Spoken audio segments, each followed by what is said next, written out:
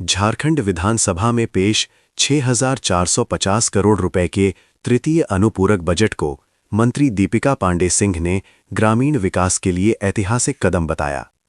उन्होंने कहा कि ये सिर्फ बजट नहीं बल्कि गांवों की तकदीर बदलने का संकल्प है।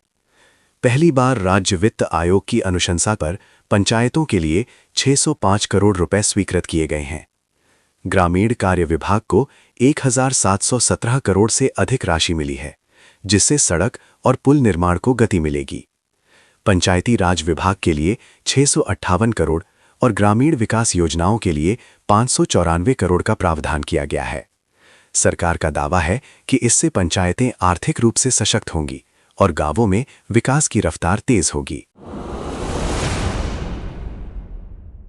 झारखंड लोक सेवा आयोग की परीक्षा की तैयारी कर रहे अभ्यर्थियों को बड़ी राहत मिली है। मुख्यमंत्री हेमंत सोरेन ने सदन में घोषणा की कि अधिकतम आयु सीमा की गणना अब 1 अगस्त 2022 से की जाएगी। पहले आयोग ने कट ऑफ वर्ष 2026 निर्धारित किया था, जिससे कई अभ्यर्थी वंचित हो रहे थे। सरकार के फैसले का सदन में मेज थपथपाकर स्वागत किया गया। माना जा रहा है कि आयु सीमा में बदलाव के बाद आवेदन की अंतिम तिथि फिर बढ़ाई जा सकती है। इससे हजारों अभ्यर्थियों को दोबारा मौका मिलने की उम्मीद जगी है।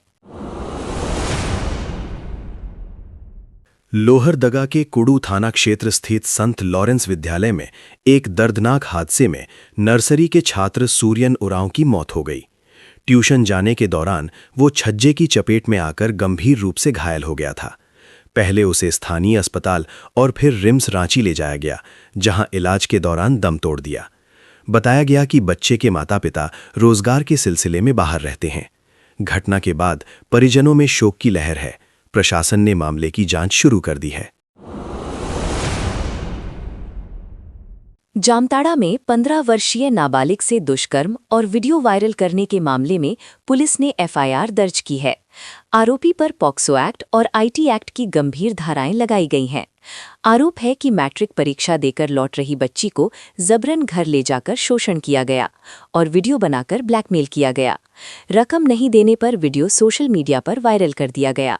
मीडिया में मामला आने के बाद पुलिस हरकत में आई और छापेमारी की, लेकिन आरोपी फरार है। पुलिस जल्द गिरफ्तारी का दावा कर रही है। कोलेबिरा थाना क्षेत्र में पुलिस ने अवैध अफीम खेती के खिलाफ बड़ी कार्रवाई की है। करीब 3 एकड़ में लगी तैयार फसल को ट्रैक्टर से नष्ट कर दिया गया। मौके से 10 लोगों को गिरफ्तार किया गया है, जिनमें झारखंड और ओडिशा के आरोपी शामिल हैं। एसपी ने बताया कि फसल की अनुमानित कीमत करीब 1 करोड़ रुपए थी। पुलिस ने खेती में उपयोग किए गए उपकरण भी जब्त किए हैं। मामले में आगे की जांच जारी है और अन्य संलिप्त लोगों की तलाश की जा रही है। लातेहार के डेट टंडवा घाटी में भीषण सड़क हादसे में एक व्यक्ति की मौत हो गई, जबकि उनकी पत्नी गंभीर रूप से घायल हैं। ओडिशा नंबर का 12 चक्का ट्रक झारखंड नंबर की कार पर पलट गया। कार में सवार दंपत्ति शादी समारोह से लौट रहे थे। हाइड्रा मशीन से कड़ी मशक्कत के बाद दोनों को बाहर निकाला गया। घायल महिला को बेहतर इलाज के लिए रेफर किया गया है। पुलिस ने दोनों वाहनों को जब्त कर जांच शुरू कर दी है। चतरा जिले में 12 वर्षीय किशोरी के लापता होने से हड़कंप मच गया था। परिजनों ने बच्चा चोरी की आशंका जताई थी। पुलिस ने सघन तलाशी अभियान चलाया और कई घंटों बाद बच्ची को उसके रिश्तेदार के घर से बरामद किया।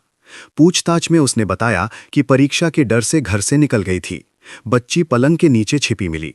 पुलिस ने अभिभावकों से बच्चों पर अनावश्यक दबाव न बनाने की अपील की है। धनबाद के वासीपुर इलाके में देर रात गोलीबारी से सनसनी फैल गई। गैंगस्टर फहीम खान के बेटे के ड्राइवर बबली खान को 2 युवकों ने गोली मार दी। घायल को दुर्गापुर रेफर किया गया है। घटना रमजान की रात तरावी के दौरान हुई, जिससे अफरा तफरी मच गई। पुलिस ने एक कारतूस बरामद कर सीसीटीवी फुटेज खंगालनी शुरू कर दी है। प्रारंभिक जांच में इसे गैंगवार से जोड़कर देखा जा रहा है। जामताड़ा साइबर थाना पुलिस ने अंतर जिला साइबर गिरोह के 8 सदस्यों को गिरफ्तार किया है।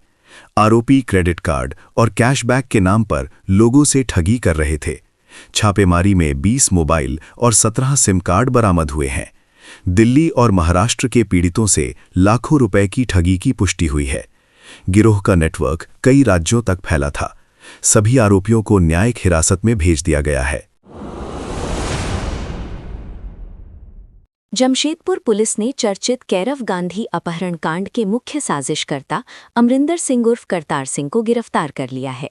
13 जनवरी 2026 को युवा उद्यमी का अपहरण किया गया था, जिसे बाद में सुरक्षित बरामद किया गया। जांच में सामने आया कि आरोपियों ने महीनों रेकी कर योजना बनाई थी। अपहरण के बाद उसे बिहार में छिपाकर रखा गया था। पुलिस ने तकनीकी जांच के आधार पर 5 और आरोपियों को पकड़ा है। मामले में अन्य संलिप्त लोगों की तलाश जारी है। रांची के इरबा स्थित एक बड़े गोदाम में उत्पाद विभाग ने छापेमारी कर नकली शराब के एक बड़े नेटवर्क का खुलासा किया है। गुप्त सूचना के आधार पर की गई कार्रवाई में 25,000 लीटर से अधिक अवैध स्प्रिट जब्त की गई। बताया जा रहा है कि गोदाम किराए पर लेकर अवैध शराब निर्माण के लिए भारी मात्रा में स्प्रिट का भंडारण किया गया था। इससे पहले नामकुम और मांडर इलाके में भी नकली शराब फैक्ट्री पकड़ी गई थी। छापेमारी के दौरान गोदाम संचालक फरार हो गया, लेकिन उसकी पहचान कर एफआईआर दर्ज कर ली गई है। उत्पाद विभाग का कहना है कि ये एक संगठित सिंडिकेट है और जल्द ही मुख्य आरोपियों की गिरफ्तारी की जाएगी। रांची के अनगढ़ा थाना क्षेत्र में पत्नी द्वारा पति की सुपारी देकर हत्या कराने का सनसनीखेज मामला सामने आया है। 10 फरवरी की रात हैसल रिंग रोड पर 35 वर्षीय व्यक्ति का शव मिलने के बाद पुलिस जांच में चौंकाने वाला खुलासा हुआ। जांच में मृतक की 29 वर्षीय पत्नी ही हत्याकांड की मुख्य साजिशकर्ता निकली। पुलिस के अनुसार महिला का किसी अन्य युवक से प्रेम प्रसंग चल रहा था और पति इसका विरोध करता था। रास्ते का कांटा समझकर महिला ने अपराधियों को सुपारी दी, जिन्होंने पहले अपहरण किया और फिर हत्या कर शव फेंक दिया। आरोपी महिला को गिरफ्तार कर लिया गया है, जबकि अन्य आरोपियों और हत्या में प्रयुक्त कार की तलाश में छापेमारी जारी है। बोकारो जिले के गोमिया प्रखंड के तुलबुल गांव में जंगली हाथियों के झुंड ने शुक्रवार रात जमकर उत्पात मचाया। करीब 5 हाथियों का समूह इलाके में घुस आया और एक विशालकाय हाथी ने घर का दरवाजा तोड़कर अंदर रखा अनाज खा लिया। घटना का वीडियो सामने आने के बाद वन विभाग ने हाई अलर्ट जारी कर दिया है। गनीमत रही कि घर के लोग समय रहते छत पर चढ़ गए, वरना बड़ी अनहोनी हो सकती थी। डीएफओ संदीप शिंदे ने बताया कि हाथियों का झुंड फिलहाल लुगुबुरु पहाड़ी क्षेत्र में है। आसपास के कई गांवों को सतर्क रहने और रात में बाहर न निकलने की सलाह दी गई है। लोहरदगा लातेहार सीमा स्थित डेढ़ टांगवा घाटी में एक दर्दनाक सड़क हादसे में जीवन बीमा एजेंट प्रकाश साहू की मौके पर ही हो गई। वे परिवार के साथ शादी समारोह से लौट रहे थे, तभी रॉड लदा ट्रक टायर पंचर होने के बाद अनियंत्रित होकर उनके कार पर पलट गया। हादसे में कार बुरी तरह क्षतिग्रस्त हो गई, जबकि पत्नी और बच्चा गंभीर रूप से घायल हो गए। स्थानीय लोगों और पुलिस की मदद से घायलों को अस्पताल पहुंचाया गया। शव को पोस्टमार्टम के लिए भेज दिया गया है। इस घटना से पूरे इलाके में शोक का माहौल है। गिरिडीह में पूर्व जिला परिषद अध्यक्ष राकेश महतो की हत्या से इलाके में सनसनी फैल गई है। उनकी लाश जंगल से बरामद हुई, जबकि बाइक जली हुई हालत में पाई गई। घटना के बाद आक्रोशित लोगों ने डुमरी फुसरो सड़क जाम कर आरोपियों की गिरफ्तारी की मांग की। पुलिस ने फोरेंसिक टीम और डॉग स्क्वाड को जांच में लगाया है। एसपी के निर्देश पर एसडीपीओ सुमित कुमार के नेतृत्व में विशेष टीम जांच कर रही है। राजनीतिक हलकों में भी इस हत्या को लेकर हलचल तेज है और त्वरित कार्रवाई की मांग उठ रही है। झारखंड में विदेश से संचालित साइबर अपराध गिरोह के एजेंट सक्रिय होने का बड़ा खुलासा हुआ है। कोडरमा और गिरिडीह के बाद हाल ही में जमशेदपुर के आजाद नगर से एक एजेंट सरताज आलम की गिरफ्तारी ने इस नेटवर्क की परतें खोल दी हैं। पुलिस जांच में सामने आया है कि ये एजेंट बेरोजगार युवकों को विदेश में डेटा एंट्री और कंप्यूटर ऑपरेटर की नौकरी का झांसा देकर कंबोडिया, लाओस और थाईलैंड भेजते थे। वहां उन्हें डिजिटल अरेस्ट जैसे साइबर अपराधों में जबरन धकेला जाता था। कई युवकों से वीजा और टिकट के नाम पर मोटी रकम भी वसूली गई। साइबर अपराध थाना की पुलिस अब 1.5 दर्जन से अधिक संदिग्धों की तलाश में छापेमारी कर रही है। पश्चिमी सिंहभूम के घने सारंडा जंगल में नक्सल विरोधी अभियान के दौरान आईईडी विस्फोट में एक सीआरपीएफ जवान घायल हो गया। सर्च ऑपरेशन के दौरान पहले से बिछाए गए विस्फोटक की चपेट में आने से ये घटना हुई। घायल जवान को तुरंत सुरक्षित स्थान पर ले जाकर प्राथमिक उपचार दिया गया। बाद में एयरलिफ्ट कर रांची लाया गया। अधिकारियों ने बताया कि उसकी स्थिति खतरे से बाहर है। इलाके में नक्सलियों के खिलाफ व्यापक अभियान चलाया जा रहा है और सुरक्षा बलों ने जंगल के कई हिस्सों में घेराबंदी कर रखी है। घटना के बाद तलाशी अभियान और तेज कर दिया गया है। वित्त मंत्री राधाकृष्ण किशोर ने विधानसभा में वर्ष 2025-26 का आर्थिक सर्वेक्षण पेश करते हुए बताया कि झारखंड का वास्तविक जीएसडीपी 2011-12 से 2024-25 के बीच दोगुना हो गया है। राज्य का बजट 6,000 करोड़ से बढ़कर 1.45 लाख करोड़ रुपए तक पहुंच गया है। प्रति व्यक्ति आय पहली बार 1 लाख रुपए पार कर 1,16,663 रुपए हो गई है। सर्वेक्षण में सेवा क्षेत्र के विस्तार और कृषि क्षेत्र के 12.3% योगदान का भी उल्लेख किया गया। सरकार ने वित्तीय अनुशासन बनाए रखने और राजकोषीय घाटे को एफआरबीएम सीमा में रखने का दावा किया है। आने वाले वर्षों में विकास दर में और वृद्धि का अनुमान जताया गया है। पलामू जिले के मोहम्मदगंज क्षेत्र में घुसे जंगली हाथी को वन विभाग ने करीब 16 घंटे की मशक्कत के बाद सुरक्षित बाहर निकाल दिया।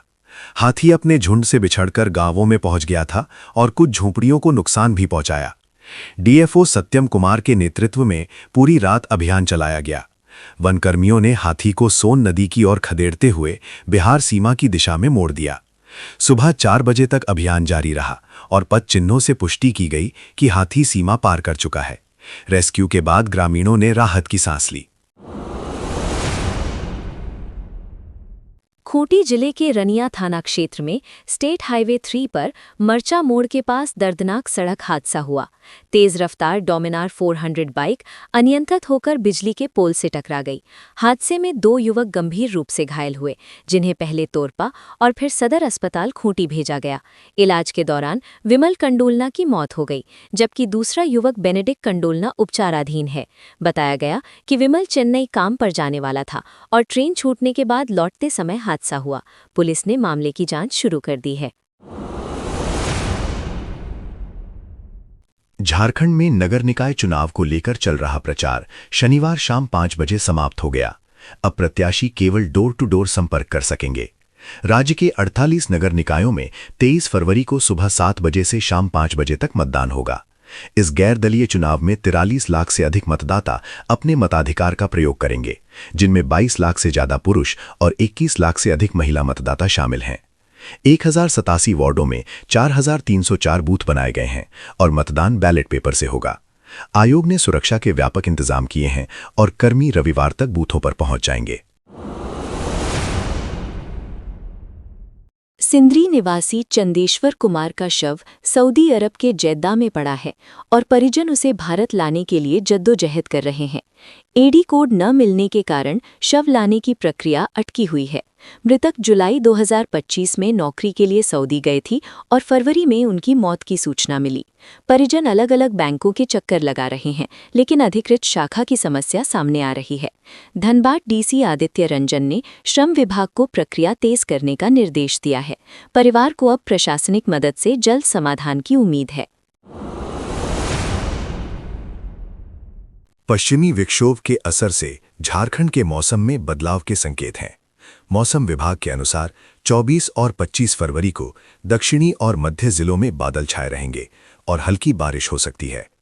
रांची, खूंटी, गुमला, सिमडेगा और पश्चिमी सिंहभूम में गरज चमक के साथ बूंदाबांदी के आसार हैं। कुछ जिलों में दिन का तापमान 2-3 डिग्री तक बढ़ सकता है। विभाग ने लोगों को आंधी तूफान के दौरान खुले स्थानों से दूर रहने की सलाह दी है। किसानों को भी ताज़ा पूर्वानुमान पर नजर रखने को कहा गया है।